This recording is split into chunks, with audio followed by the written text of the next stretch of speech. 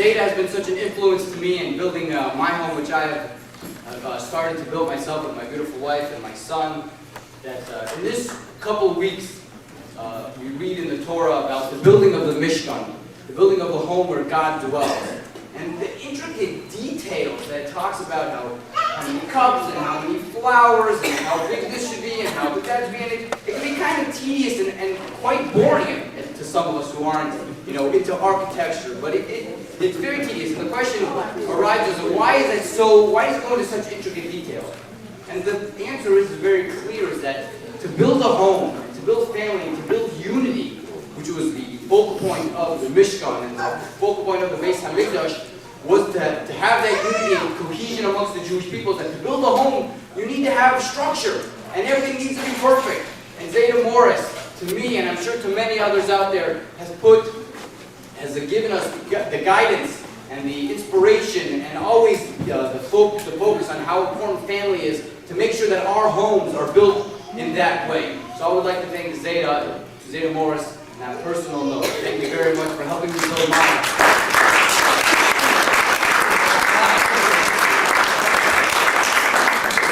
We've got a couple of things this evening, so I'd like to introduce our first show for this evening. Many of us know and has heard the wonderful voice of Elias Rushvar.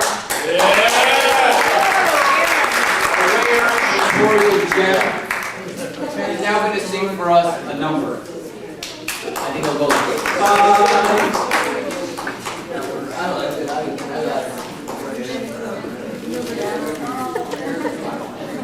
Go to the next bag. Come on, Katan. Do it.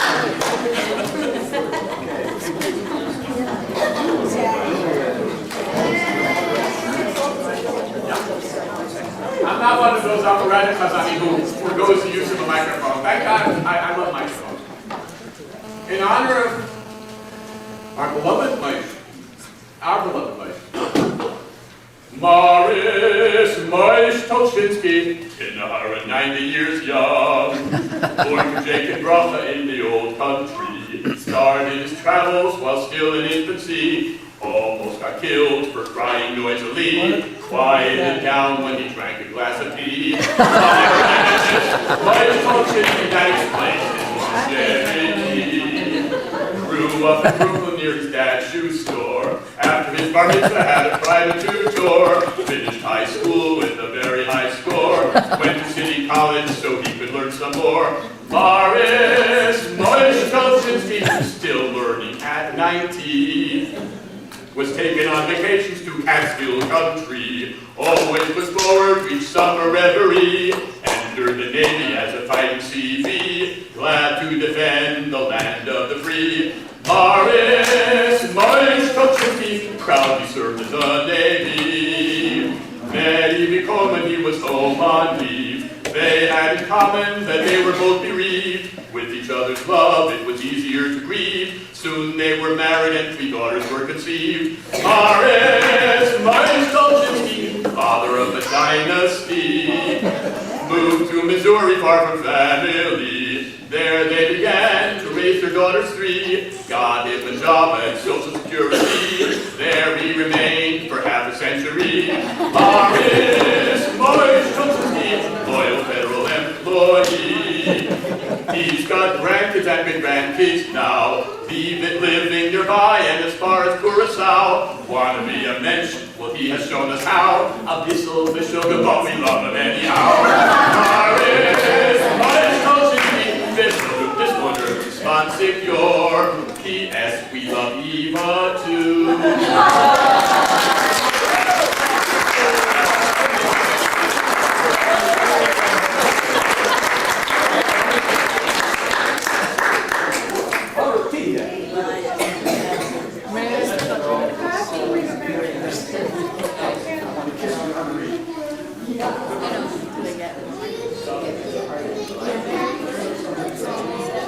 Zeta Morris, Uncle Morris, the cute one, Daddy, hubby, son, known by many names. And so here we have a slideshow put together by his daughters, who have put together a slideshow of many of the pictures who we've all come seen, and many of the pictures that will reflect many of the names that we call them by.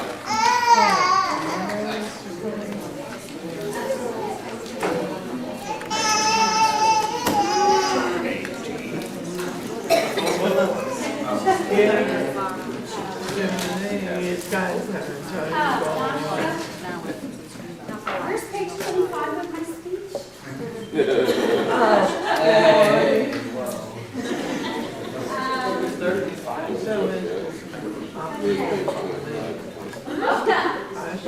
Welcome, please, to everybody, to my dear parents. Yeah. Can you hear me now? Good. Good? You here? Get close, stay close to it, stay close. Stay close.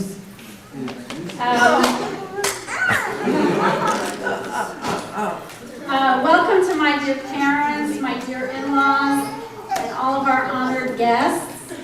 I'm so happy that all of you could get here in spite of the Zavarecha. What? Karen and I really had a fabulous time planning this party. We asked for your participation. We asked you send us memories, how you helped, what nickname that Morris Tulchinsky gave you. And soon the emails started coming in. Every time someone sent us an email, I read it and hit the forward button to shoot it over to Menashe and to Karen and Bruce. Did you know this about Daddy? Did you know he influenced so-and-so? And so there was this kind of discovery aspect, and it was all really, really exciting.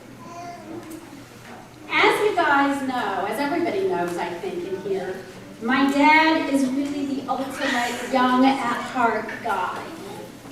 He goes, he does, and he keeps on going and doing. Where he gets his energy, I have no idea.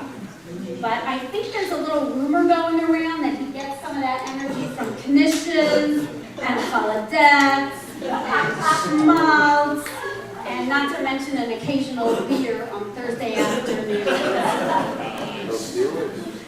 I would characterize my dad as an activist. He writes and he sends letters to all kinds of institutions and newspapers and officials when he deems it necessary to give a little musser, to make some corrections. He enjoys a good bargain. He likes to lead the davening, and he likes to do a haftarah when he can. He loves to travel, and he is always, always, always ready for a simcha. His concern, as it always has been, is for his family, and he takes his role as family elder very seriously, dispensing advice and wisdom when we need it. Wow, Daddy, I want to be like you when I grow up.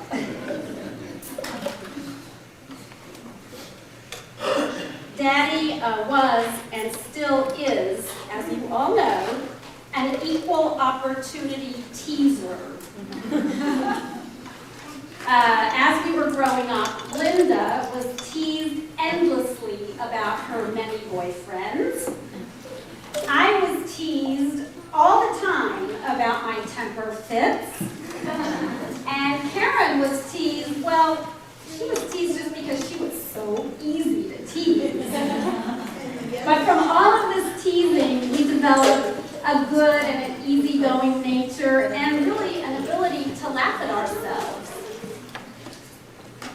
Of course, it's common knowledge that married men live longer and are healthier longer.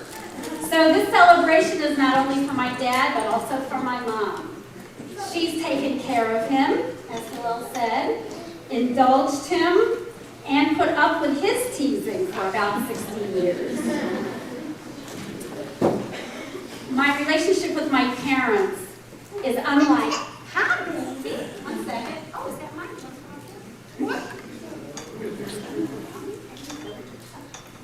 My relationship with my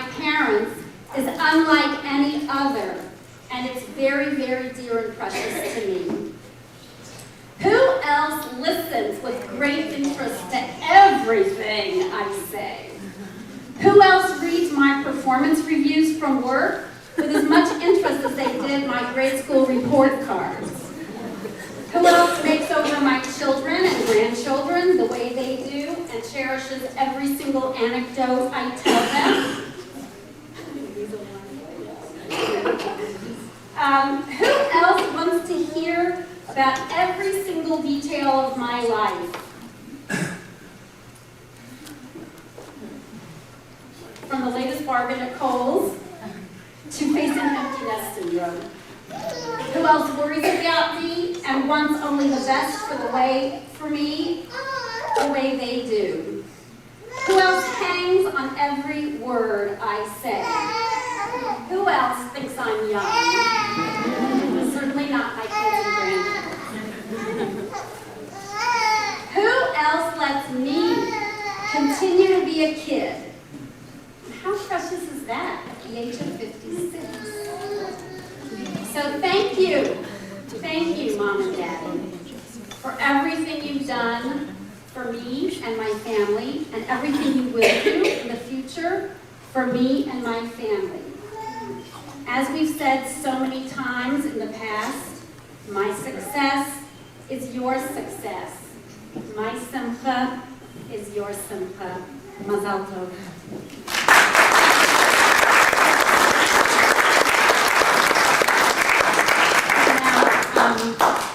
We put together a little presentation. There's a clicker over there. It should be in the, actually, maybe you'll do this. Okay, weapons, it's like a No, I already know. If that belongs to Leo, I'm gonna pass it.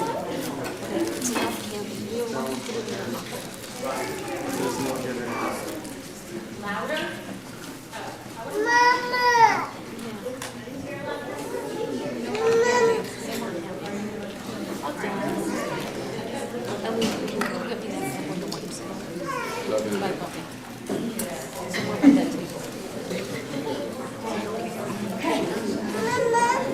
Oh, wait, I wonder if we should dim the lights a little bit more. Yeah, so everybody can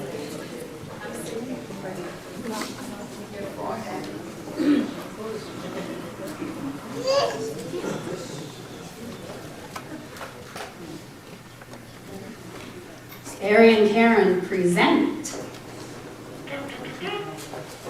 What are people saying? A guessing game for Morris Tulchinsky in honor of his 90th birthday.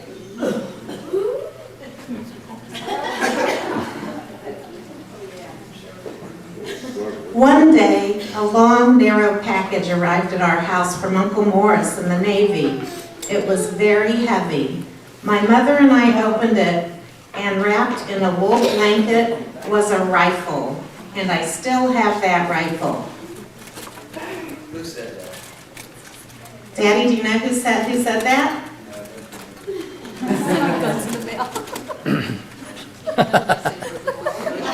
With some cash. It was Howie.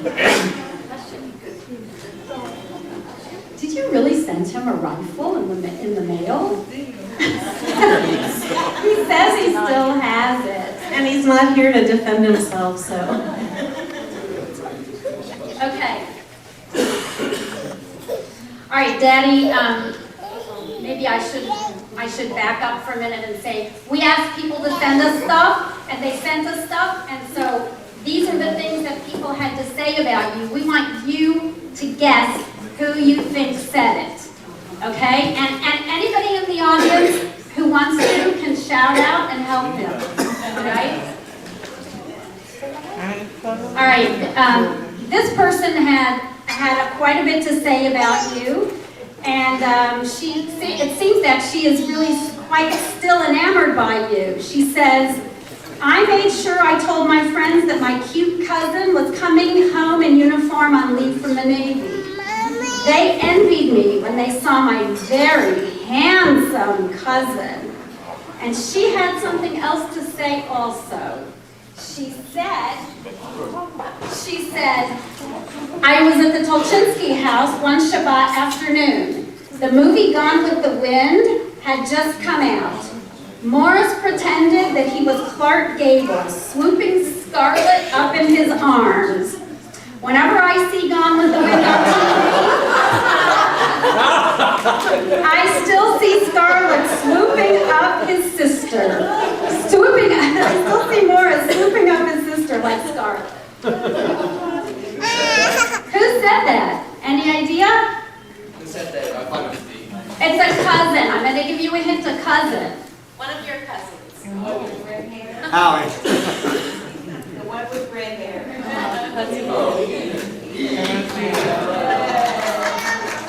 There she is.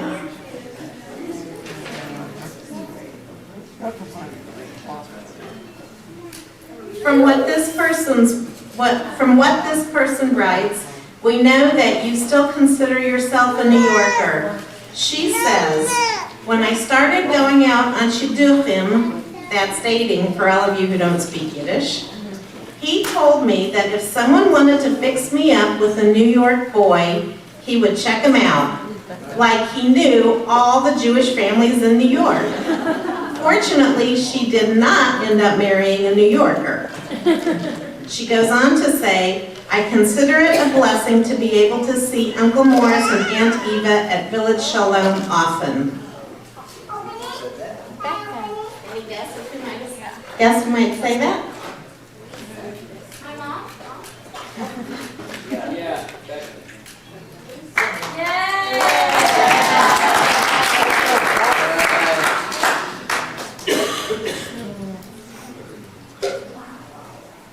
Okay.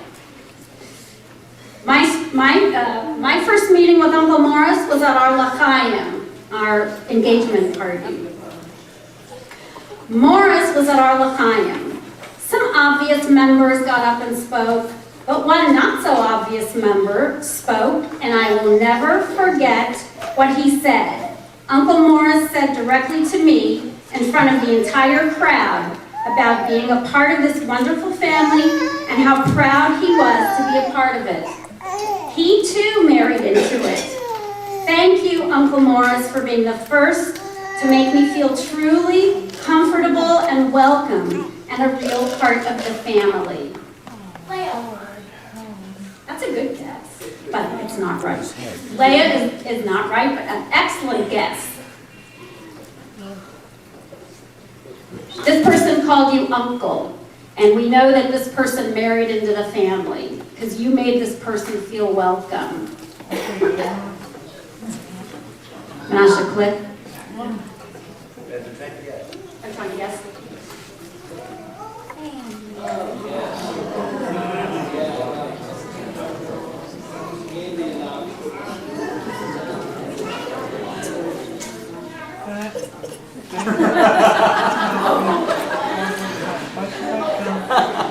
Zeta taught me the importance of brushing my gums.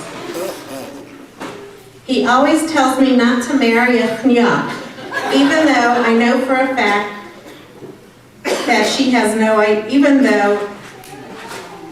though I have no idea what that word means. Oh, dear. He told me I am his favorite amongst others. And he told me I'd make a really great rabbi.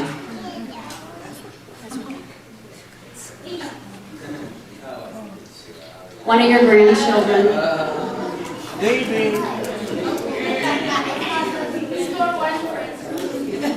Did you say that? Yeah. It's true.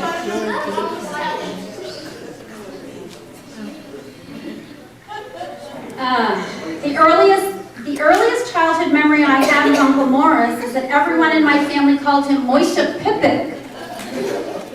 And this person also had something else to say about you. She says, Uncle Morris's life was not all milk and honey, though he probably made sufficient money. But what makes Uncle Morris so special is his ability to cope as well as kfel. And that is a lesson we all should learn. He stands ready to deal with whatever curveball God may throw his way. And I firmly believe That's why he's in such great shape at 90 today.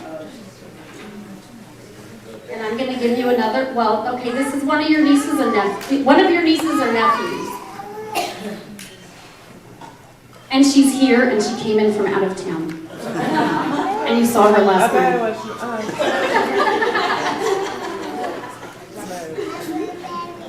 And she lives in Park City, Utah.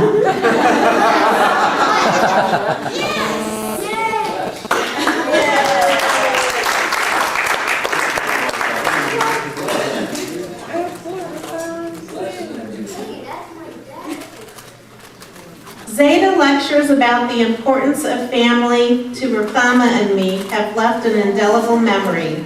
Zeta's good influences are always with me.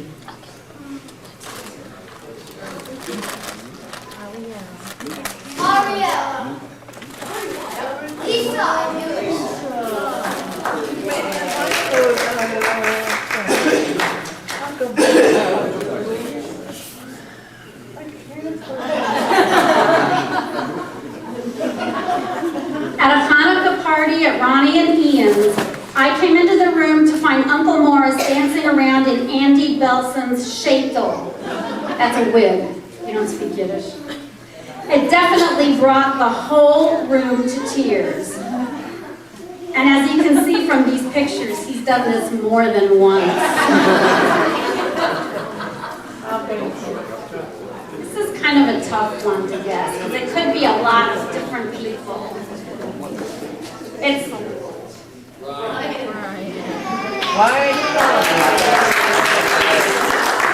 And by the way, I'd like to mention that Brian was the first to send us back a memory about Daddy.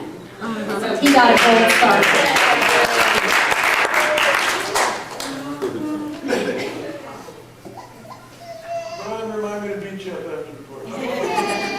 I have many memories of growing up with Morris, but his enjoyment of tacking on nicknames is a favorite one.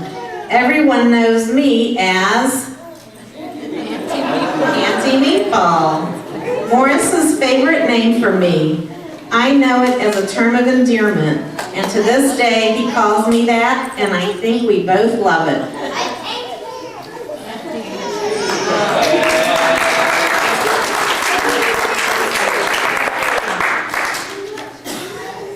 Okay. Zeta calls me Dimples and is always telling me how he loves my dimples. But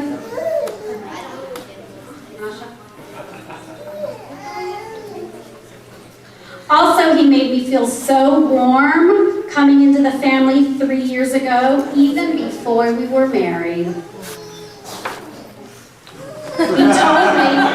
He told me that my husband is such a great guy, but if he ever disagrees with me, I should just tell Zeta Morris and he'll take care of it. Oh, yeah. I'm sorry. This is one with big, nice dimples. One of the married Rick.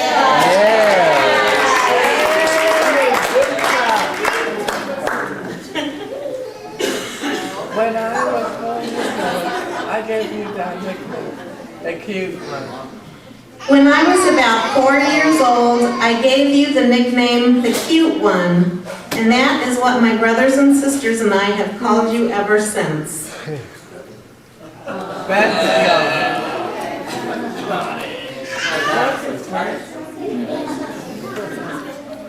Uncle Morris always has to okay. Uncle Morris always has to okay everyone's significant others before they enter into the clan. This is they all could have said this, because it's true, they all feel this way. Michelle, I understand she has a serious boyfriend now, so Daddy, she's putting you on warning. Get ready, she's gonna bring him to Kansas City.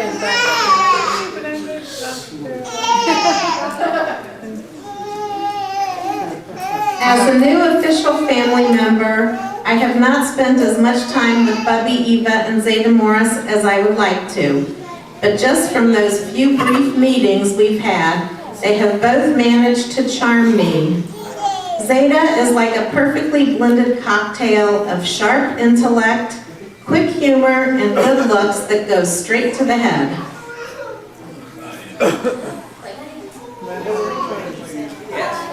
Some say I married a young version of Zeta, Little Morris. Very little Morris. As a new official family member, oh, you read that already. Yeah.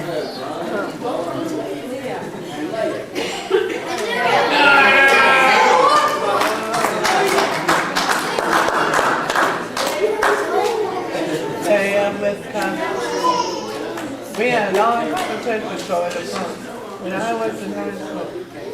My great Uncle Morris has always, before I read this, I want to just say, this was one that we got that absolutely blew us away. I had no idea of this close relationship, and it was, we were amazed. My great Uncle Morris has always been there to help me digest and construct my identity. I remember long conversations over the phone with him when I was in high school. With his expert memory, he helped me to know myself and write a paper on family history. Uncle Morris's guidance and knowledge is still regularly transmitted today through his emails.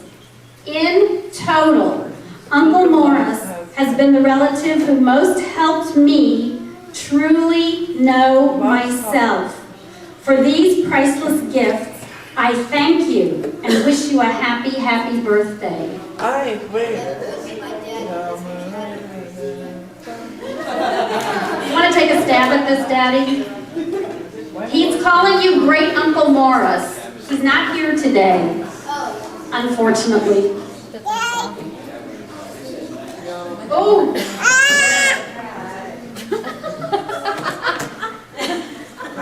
Hi, everybody. Oh, not a bad one. We got his photo a little too late. Oh, no. Did you know this? No. Our first times together were spent trekking the hills and steps of Harnof.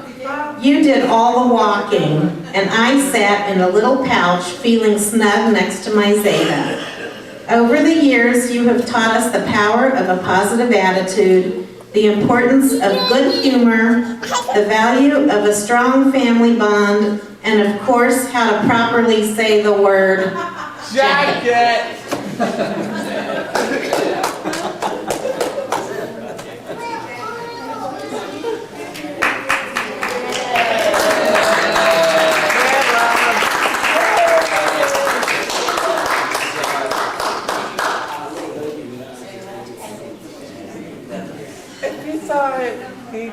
If he saw it, he could make it. If it was broke, he could fix it. That was my dad, Louie. Uncle Morris would always ask my dad questions about things in his house that needed fixing, or maybe a new squeak in his car. My dad would tell Morris what he needed to do. Morris would respond, "You expect me to do that with my zwei golden hands?" My two golden hands. What's that? Any idea who wrote that? One of Uncle Louie's kids. What kind of Let's search it. I don't even speak that kind of language. What do you think? Yes. That's close.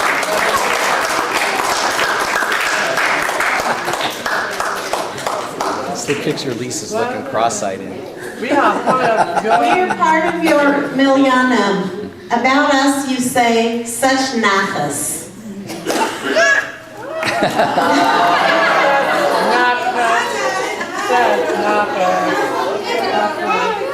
All of our animals